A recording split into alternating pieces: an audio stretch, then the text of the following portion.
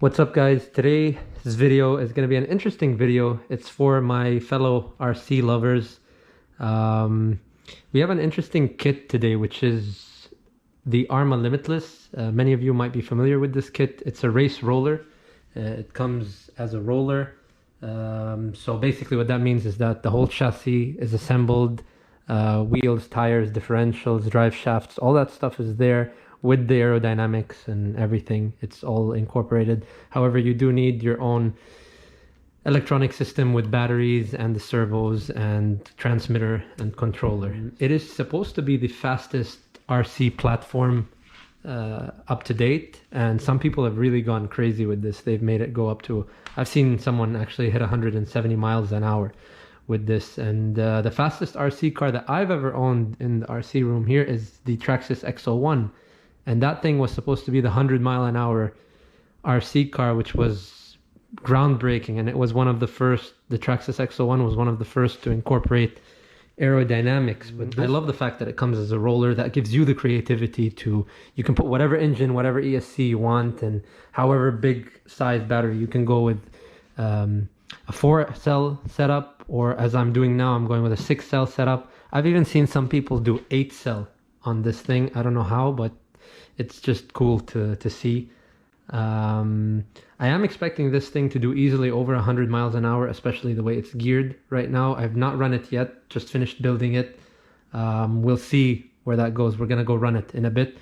This is the coolest thing that actually incorporates real downforce more than any RC car I've seen before. For example, they do use a proper diffuser underneath with proper channeling. So the chassis is actually hollowed out from this, not really hollowed out, but it is curved and arched, so the air flows perfectly from underneath. Also, the wing from the back, you can cut it. It's even lined. It's in case you don't want too much downforce on the rear, because keep in mind, when you go fast, and this is, let's say, set up to full downforce, it's gonna, depending how low you are already, and I have it set up now on the lowest setting, it's gonna go low and you might scrape the floor. I like this because it's not just meant to be like a high-speed run car, it's also a basher. So people who want to do like crazy stuff with it, and they can lift it to the highest setting, and it will be really, it'll give you ground clearance. Because most cool and fast RC cars, like for example this thing over here, all right, some of them really look good. Like I love the F103 chassis from Tamiya, for example. But look at the ground clearance that you have. Nothing, almost nothing. So with things that are like really pieces of art like this, you really have to be careful where you drive them. You really need a smooth road. Thankfully, we do have those here. This one, you don't really have to worry too much because you do have a bit more ground clearance, and it is definitely bigger. It's a 1/7 scale RC car.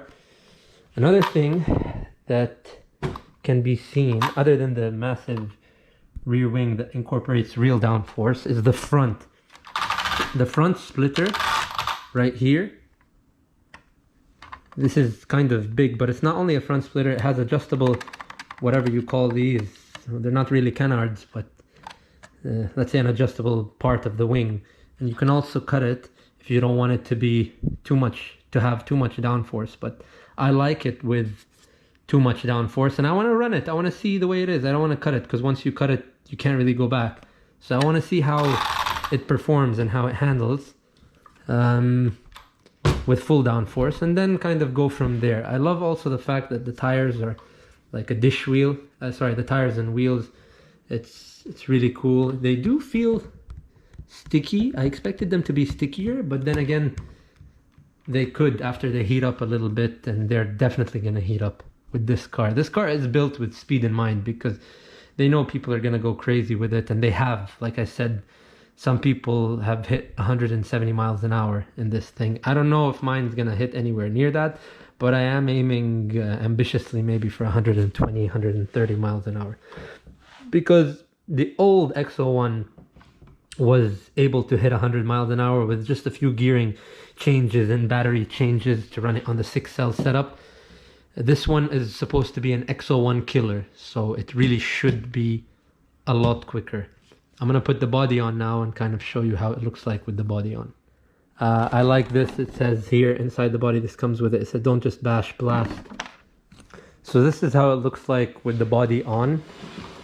It's interesting because it's almost, it's weird looking. Like it's like an F1 Indy car. Like it doesn't look like an F1 and it doesn't look like an Indy car and it doesn't look like a GT car. It's like a weird concept car, which I get it. It's cool because normally when you're trying to incorporate downforce, body shapes tend to look a bit odd sometimes, but it does look good. It's not like it's ugly or anything. So, and the body kind of goes all the way to the back. This is part of the body. So yeah, the body is hollowed from there. It's not like just painted gaps. These are actual gaps that have been cut out for the downforce to work. So it kind of has like another, the diffuser is here, but then it also incorporates airflow from the top. It's pretty cool design. Interested to see how it drives.